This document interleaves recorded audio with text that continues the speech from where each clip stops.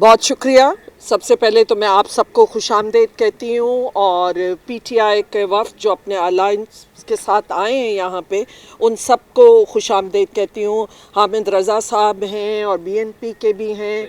जी MW उनके हैं, अचकज़ई साहब हैं, बहुत सीनियर हमारे पुराने कॉलीग्स भी रहे हैं, तो इन सबको हम खुश आमदीद कहते हैं। एंड जो इशू इस वक्त लेकर आए हैं, क्योंकि यहाँ शख्सियात की बात नहीं हो रही, यहाँ किसी एक इंडिविजुअल की बात नहीं हो रही, और जो इशू है वो पाकिस्तान का इशू है। और अगर पाकिस्तान का चाहे लार्जर इंटरेस्ट में देखें या ग्रेटर या नेशनल, हर चीज़ में देखें, तो पाकिस्तान का जो इस वक्त इशू है और जो चैलेंजेस आज दरकार हैं, मैं समझती हूँ ख़ास तौर पे सिंध में जो है,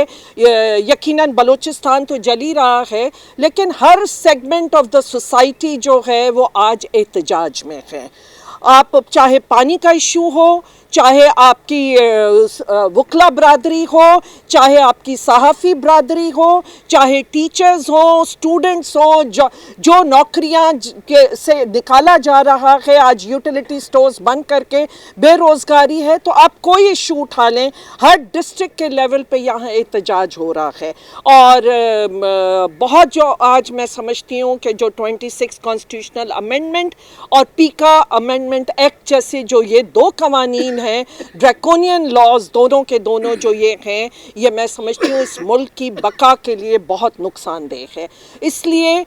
जो मौक़िफ़ था इनका वो यही था कि हम आइन के तहफ़्फ़ुज़ के लिए, पाकिस्तान की बका के लिए हम सबको मिल के, जितनी पार्टीज़ अपोजिशन में हैं, बल्कि मैं तो कहती हूँ कि सिविल सोसाइटी पूरी और जो अवाम है इस वक्त जिस तकलीफ़ से वो गुज़र रहे हैं, कि सबको उठना पड़ेगा और एक साथ हम सबको उस चीज़ के लिए जदोजहद करनी होगी। क्योंकि सिंध तो इस चीज़ से हिलावा है, हर दफ़ा जो है सिंध ने स्ट्रगल किया है जमहूरियत की बका के लिए, तो आज भी जो है कि हम समझते हैं कि ये बहुत बड़ा इशू है। अब देखिए कि पानी जैसा इशू, वो इशू जो कि ज़िंदगी और मौत का सवाल है, और न सिर्फ सिंध का है, बलूचिस्तान का भी है, और उससे पूरे पाकिस्तान का है। कि आप इस तरह कहाँ फ़ैसले होते हैं पानी के हवाले से, और ये फ़ैसला कर लिया जाता है जो सीसीआई में होना था, 90 दिन में सीसीआई को कॉल करना होता है। आज तक सीसीआई की मीटिंगें हमने नहीं सुनी कि हुई, और पानी का इशू जो वहाँ होना चाहिए था उसको वहाँ डिस्कस भी नहीं किया गया। तो ये सब मसाइल हैं जिसके लिए हमने सोचा है कि हम मिल के जो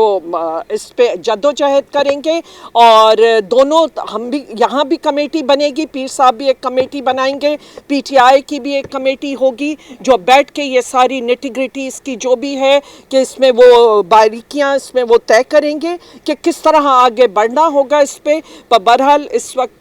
पीर साहब की तरफ से कि खुशामदीद भी कहा है, और जो चैलेंजेस हैं वो सबके सामने हैं, और वो आइन की बका है। आइन एक कॉन्ट्रैक्ट होता है अवाम और रियासत के बीच में, और किसी भी मुल्क का, ख़ास तौर पे पाकिस्तान के हवाले से मैं समझती हूँ कि ये आइन है कि जो आज पाकिस्तान को जोड़ा हुआ है, अगर उसको नुकसान पहुँचता है तो मैं समझती हूँ पाकिस्तान को नुकसान पहुँचता है। इसलिए हमने